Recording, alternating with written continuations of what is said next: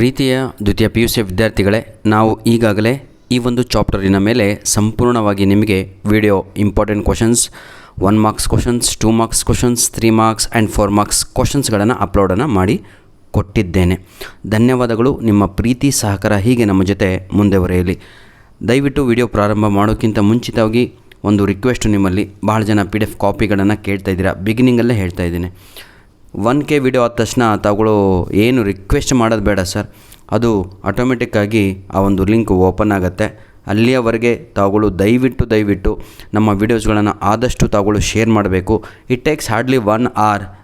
ಒಂದು 100 ಜನ ಒಂದು 10 ಜನ ಕಳಿಸಿದರೆ ಮುಗ್ದೇ ಹೋಯ್ತು ಸರ್. 100 × 10 1K ಆಯಿತು ವ್ಯೂಸ್. ಎನಿಹೋ, ಧನ್ಯವಾದಗಳು. ನಿಮ್ಮ ಪ್ರೀತಿ ಸಹಕಾರ ಹಾಗೇ ಇರಲಿ. ನನ್ನ ಉದ್ದೇಶ ಇಲ್ಲಿ ವ್ಯೂಸ್ ತೆಗೆದುಕೊಳ್ಳುವಂಥದ್ದಲ್ಲ. ಪ್ರತಿಯೊಂದು ವಿಡಿಯೋದಲ್ಲಿಯೂ ನಿಮಗೆ ಅರ್ಥ ಆಗುವ ರೀತಿಯಲ್ಲಿಯೇ ನಾವುಗಳು ವೀಡಿಯೋಸ್ಗಳನ್ನು ಮಾಡ್ತಾ ಇದ್ದೇವೆ.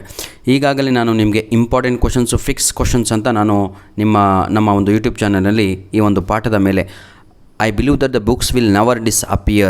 Very important chapter for your unit test 2. What is the opinion of Borges on his mother ಅಂತ ಇದೆ. ಜಾರ್ಜ್ ಲೂಯಿಸ್ ಬೋರ್ಗ್ಸ್ ಅನ್ನುವಂಥದ್ದು ಅವರ ಹೆಸರು.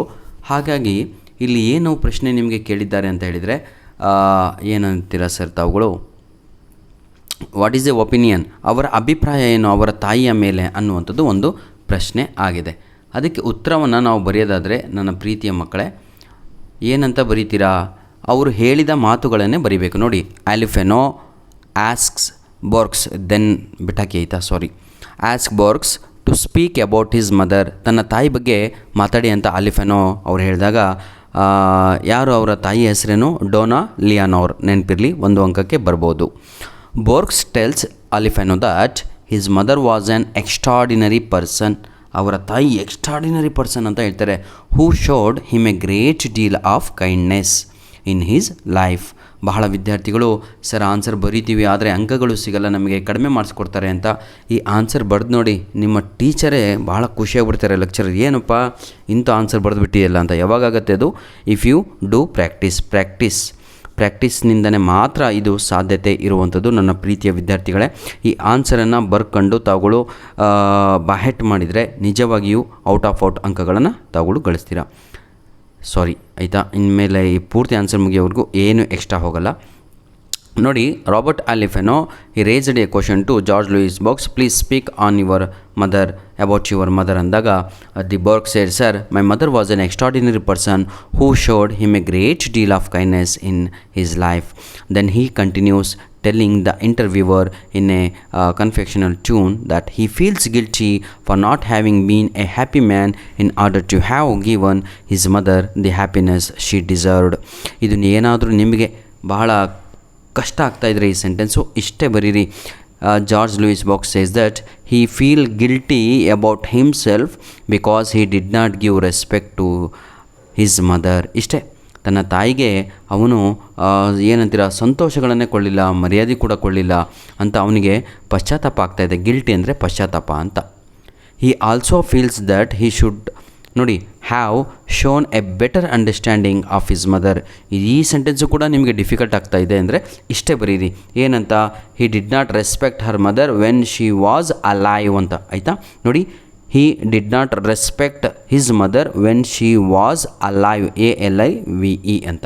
ನಂತರದಲ್ಲಿ then he generalizes the issue stating that it is true of all the children. ಈ sentence ಕೂಡ ನಿಮಗೆ ಕಷ್ಟ ಆಗ್ತಾ ಇದ್ದರೆ ಇನ್ನೊಂದು ಸೆಂಟೆನ್ಸ್ ಬರೀರಿ. then he said to George Louis Borges that all the children of this earth will realize the real value of mother. ನಿಜವಾದ ತಾಯಿಯ ಪ್ರೀತಿ ಯಾವಾಗ ಗೊತ್ತಾಗುತ್ತೆ ಅಂದರೆ when their mother dies, children feel that they have taken them for granted. ಈ ರೀತಿಯಾಗಿ ತಾವುಗಳು ಉತ್ತರವನ್ನು ಬರೀಬೇಕಾಗತ್ತೆ. ಇನ್ನೂ ನಿಮಗೆ ಈಸಿ ಬೇಕು ಅಂದರೆ ನಾನು ಇನ್ನೊಂದು ಸ್ಟೆಪ್ ಹೇಳಿದ್ನಲ್ವ, ಈ ರೀತಿಯಾಗಿ ತಾವು ಬರೆದುಕೊಂಡ್ರೆ ಹೆಲ್ಪ್ ಆಗುತ್ತೆ.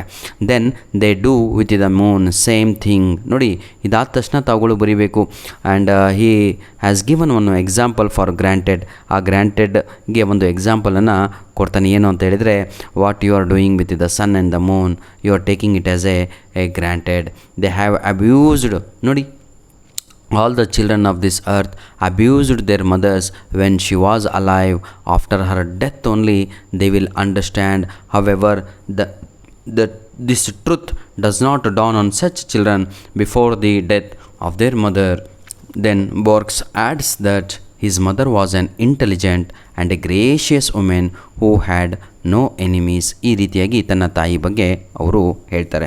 ಇದಿಷ್ಟು ಆನ್ಸರ್ ನಿಮಗೆ ಕಷ್ಟ ಆಗ್ತಾ ಇದ್ದರೆ ಹೇಗೆ ಬರೆದು ಹೇಗೆ ಪ್ರಾಕ್ಟೀಸ್ ಮಾಡಬೇಕು ಅಂತ ಒಂದೇ ನಿಮಿಷದಲ್ಲಿ ಮುಗಿಸ್ತೇನೆ. ಏನಂತ ಬರ್ಕೊಳ್ಳಿ ಗೊತ್ತಾ, ಆನ್ ಮದರ್ ಅಂತ ಒಂದು ಹೆಡ್ಡಿಂಗ್ ಹಾಕ್ಕೊಂಡು ಪಾಯಿಂಟ್ಸ್ ಬರೀರಿ. ಏನಂತ ಬರೀತೀರಾ, George Luis Borges says that. ಆಯಿತಾ, ದಟ್ ಆಯಿತಾ. ಫಸ್ಟ್ ಪಾಯಿಂಟ್ ಬರ್ಕೊಳ್ಳಿ, she was an extraordinary women. ಎರಡನೇ ಪಾಯಿಂಟ್ ಬರ್ಕೊಳ್ಳಿ, ಶಿ ಹ್ಯಾಡ್ ನೋ ಎನಿಮೀಸ್. ಮೂರನೇ ಪಾಯಿಂಟ್ ಬರ್ಕೊಳ್ಳಿ, ಶಿ, ಹೌದಲ್ವಾ. ಈ ರೀತಿಯಾಗಿ ತಾವು ಏನಾದರೂ ನೋಡಿ, she was a gracious women, she was an intelligent women. ಈಗ 6 ಪಾಯಿಂಟ್ಸ್ ಹೇಳಿದೆ ನಾನು. She had no enemies, she was intelligent, she was a gracious women. ಹೌದಲ್ವಾ. ಈ ರೀತಿಯಾಗಿ ತಾವುಗಳು ಬರೆದ್ರೆ ಮಾತ್ರ ಬರೆದು ಕಲ್ತಾರೆ. ನೋಡಿ, George Luis box feels guilty about himself, he did not respect his mother. ತನ್ನ ತಾಯಿಗೆ ಗೌರವ ಕೊಡಲಿಲ್ಲ ಅಂತ ಅವನಿಗೆ ದುಃಖ ಆಗ್ತಾ ಇರುತ್ತೆ, ಮುಜುಗರ ಆಗ್ತಾ ಇರುತ್ತೆ. ಈ ರೀತಿಯಾಗಿ ಆಯಿತಾ, ತಾವುಗಳು ಎಕ್ಸಾಮಲ್ಲಿ ಬರೆದು ಒಳ್ಳೆಯ ಅಂಕಗಳನ್ನು ತೆಗಿಬೇಕು. ಇದು ಎಲ್ಲಿದೆ ಅಂತ ಹೇಳಿದರೆ ನಿಮ್ಮ text book page number 81. First ಕ್ವಶನ್ನೇ ಅದು ಆ ಒಂದು ಪೇಜ್ ನಂಬರ್ 81ನಲ್ಲಿ ಅದೇ ಕ್ವಶನ್ ಮೊದಲಿಗೆ ಇರುವಂಥದ್ದು. ಟೆಕ್ಸ್ಟ್ ಬುಕ್ಕನ್ನೇ ಓದ್ಬಿಟ್ಟು ತಾವುಗಳು ಅದೇ ಒಂದು ಆನ್ಸರನ್ನು ಕೂಡ ಬರೆಯಬಹುದು. ಧನ್ಯವಾದಗಳು ಪ್ರೀತಿಯ ವಿದ್ಯಾರ್ಥಿಗಳೇ. All the best for your ಏನಂತೀರ ತಾವುಗಳು ಯೂನಿಟ್ ಟೆಸ್ಟು. ಧನ್ಯವಾದಗಳು. ಇದೇ ವಿಡಿಯೋದ ಡಿಸ್ಕ್ರಿಪ್ಷನ್ ಬಾಕ್ಸ್ ಕೆಳಗಡೆ ನಿಮ್ಮ ಯೂನಿಟ್ ಟೆಸ್ಟುಗೆ ಬೇಕಾಗಿರುವಂಥ ಸೆಕೆಂಡ್ ಇಯರ್ PUC ಗ್ರಾಮರಿನ ಲಿಂಕ್ಗಳನ್ನು ಕೊಟ್ಟಿರ್ತೇವೆ. ಪ್ಲೀಸ್ ಯುಟಿಲೈಸ್ ಮಾಡಿಕೊಂಡು ಈಗಲಿಂದಲೇ ತಯಾರಿಯನ್ನು ನಡೆಸಿ.